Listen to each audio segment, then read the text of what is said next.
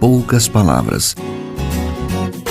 Um olhar sobre o mundo, a vida e a sociedade, à luz da Palavra de Deus, com Augustus Nicodemos. Estamos começando mais uma edição do programa Em Poucas Palavras, que entra no ar agora nesta emissora. Obrigado pela sua audiência, pelo seu carinho, pelas mensagens que a gente recebe pelo nosso WhatsApp.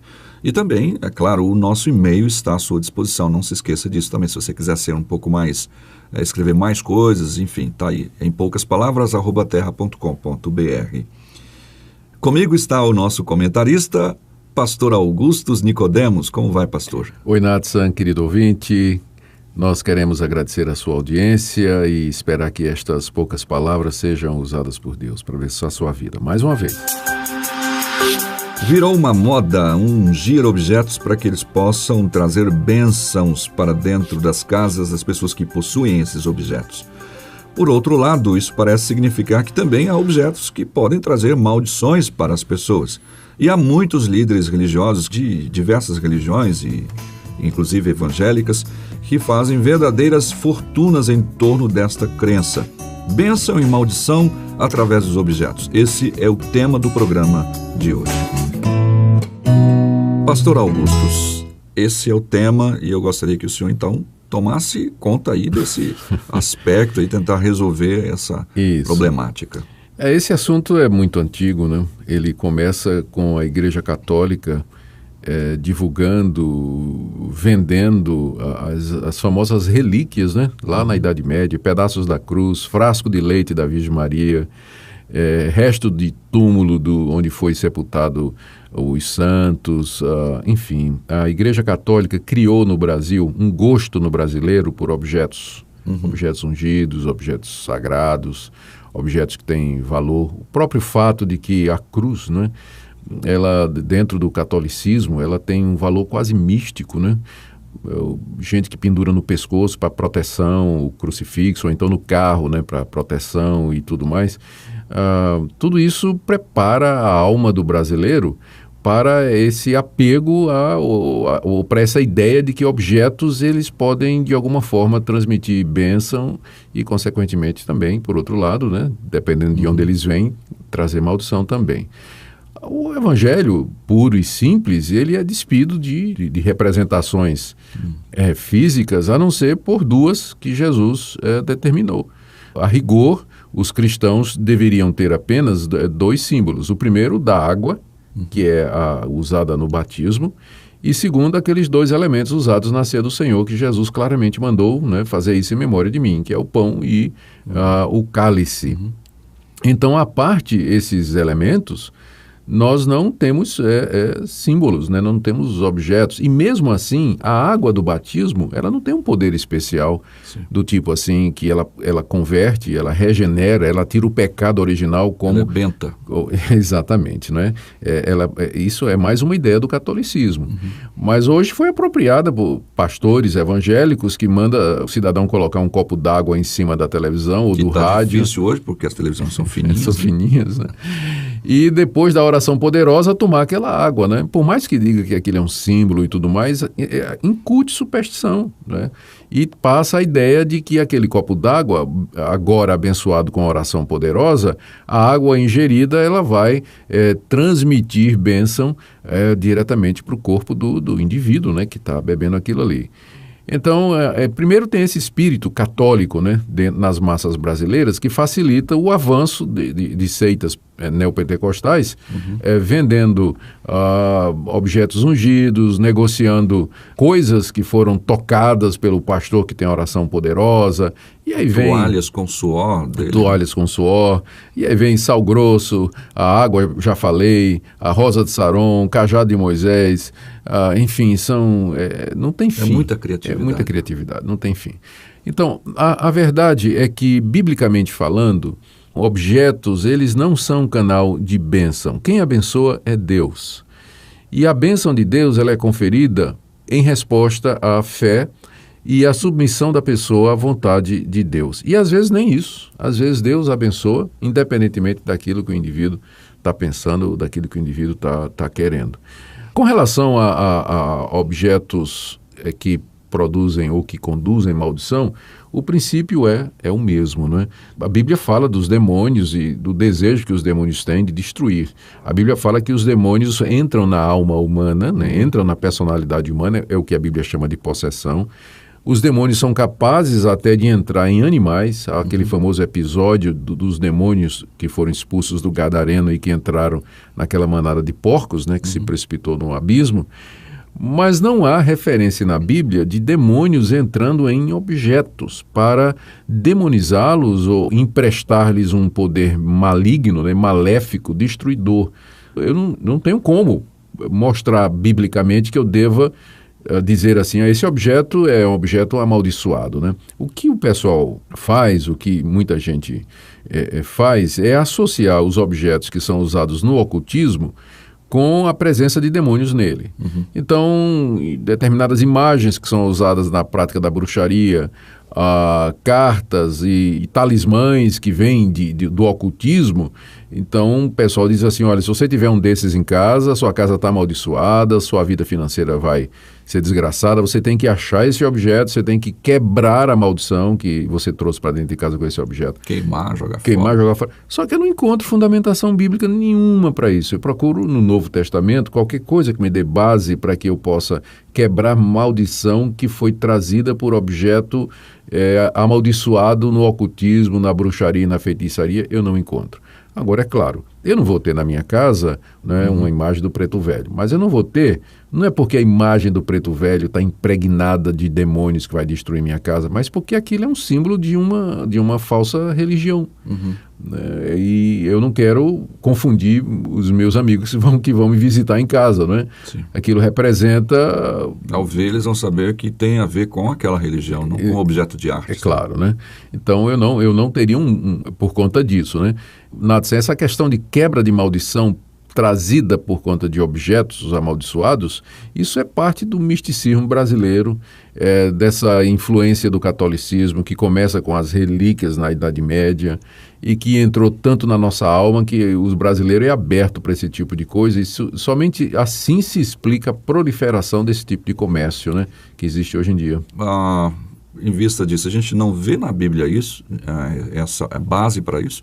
Por que é que igrejas evangélicas costumam usar, né? Algumas linhas evangélicas fazem os seus cultos e atraem pessoas com essa abordagem? Eu creio que a razão, Nathan, é o sincretismo que já domina algumas igrejas neopentecostais de longa data. Sincretismo é quando você mistura 2 ou 3 religiões e forma uma terceira, que é uma combinação do que veio antes.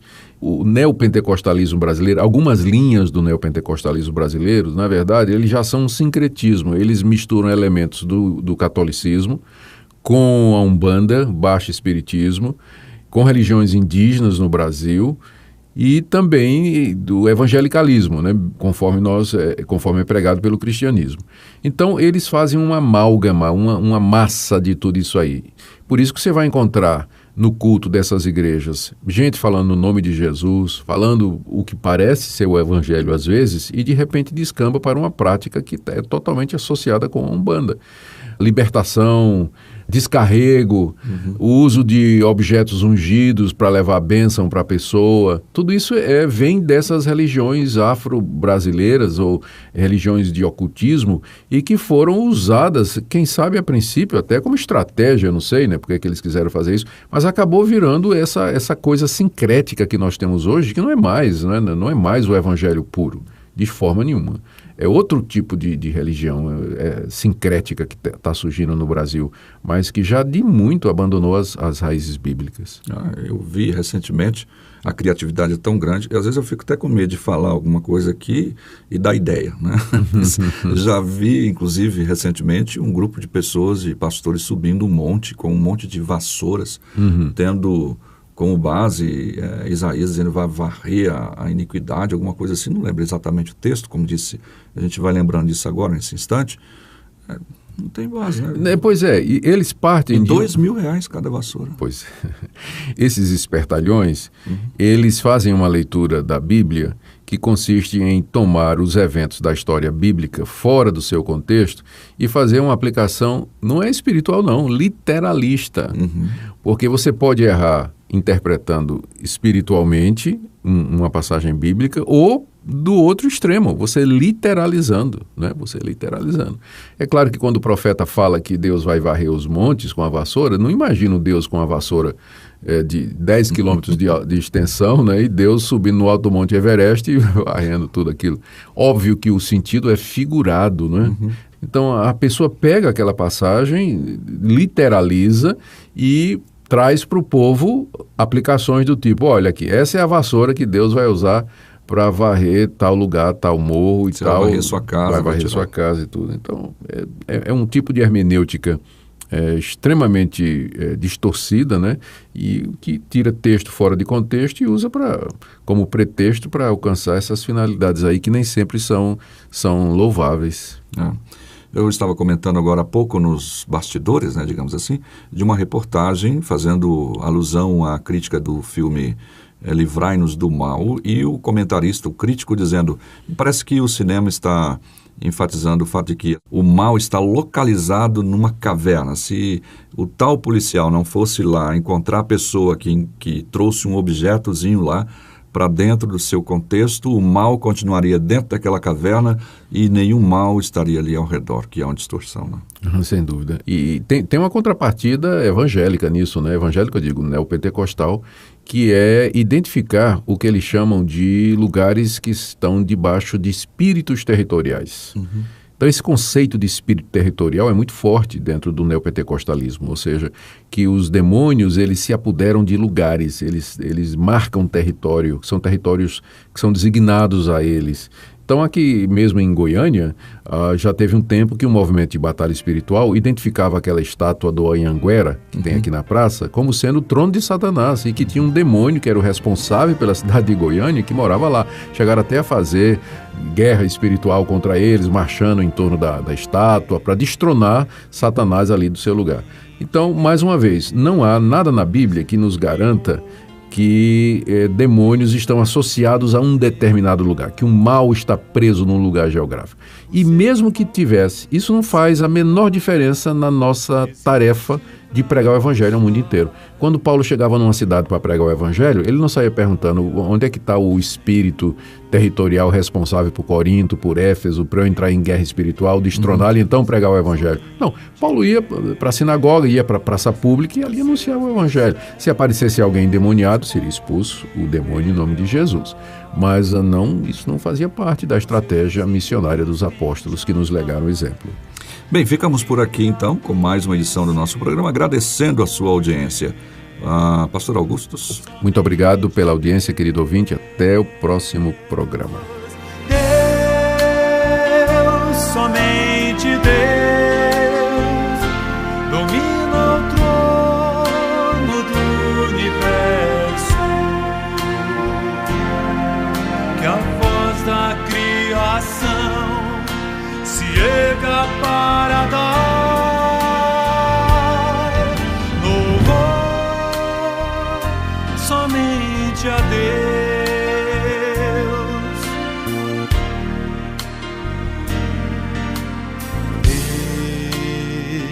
Deus, somente Deus, eternamente em nós há de inspirar a alegria de adorar, desejo de exaltar a Deus, somente a Deus. Deus, somente Deus, domina o trono do... Em poucas palavras, um olhar sobre o mundo, a vida e a sociedade, à luz da Palavra de Deus. Apresentação, Nadson Matias. Comentário, Augustus Nicodemos. Um programa da Primeira Igreja Presbiteriana de Goiânia, Rua 68, esquina com 71, Centro. Visite o nosso site www.pipg.org.br. Apoio Seminário Presbiteriano Brasil Central, Goiânia.